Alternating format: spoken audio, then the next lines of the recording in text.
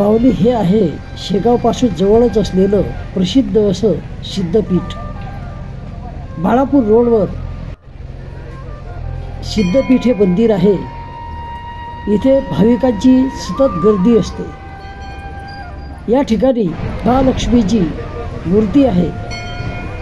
त्याचबरोबर 12 ज्योतिर्लिंगाचं एकाच ठिकाणी दर्शन या ठिकाणी घेता येते आणि त्यामुळे श्रावण सोमवारला मोठ्या प्रमाणामध्ये या ठिकाणी गर्दी होते। तसेच देवीच्या आरतीसाठी मंगळवार आणि शुक्रवारी खूप मोठ्या प्रमाणावर या ठिकाणी गर्दी होत असते। आज श्रावण सोमवार आणि श्रावण सोमवार असल्यामुळे विशेष या ठिकाणी लोक येतात।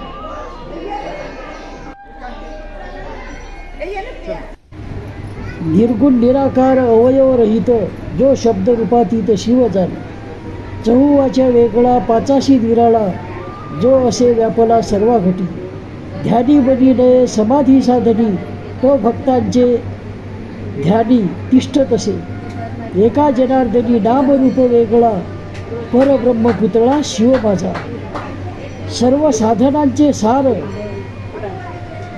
वाचे उच्चार शिवनाम, न लगे योगाची कसोटी शिवनाम उच्चार होती, पडे जपतप अनुष्ठान वाचे वदता शिवनाम, घडे जपतप अनुष्ठान वाचे वदता शिवनाम, एका जनार्दनी सोपे शिवनामे जाती पापे। भगवान शंकराचं नाव हे सर्व साधनांचा सार आहे आणि